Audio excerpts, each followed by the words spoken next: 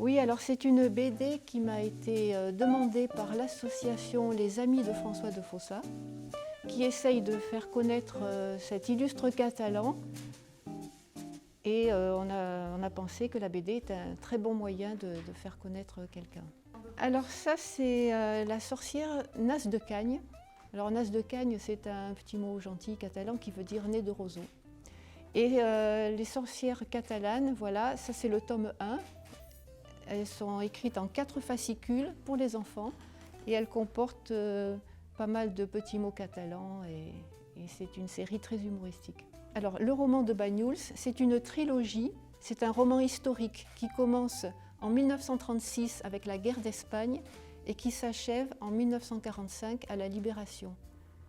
Et c'est une trilogie qui a remporté le Grand Prix Roussillonnet des écrivains en 2017. Je peux dire que c'est avec la poésie que j'ai débuté, puisque j'ai commencé à écrire des poèmes quand j'ai su écrire. À 8 ans, j'écrivais déjà des petits poèmes et la poésie ne m'a jamais quittée.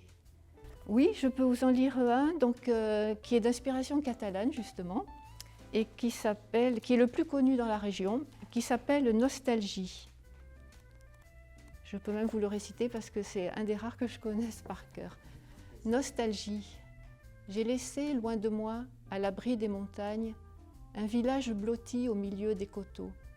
La brise du matin, les fleurs de la campagne et le grand mimosa où nichent les oiseaux. J'ai laissé quelque part souffler la tramontane, emportant les saisons, emportant les soupirs. Une petite place, une allée de platanes, les rêves, les chagrins et tous les souvenirs.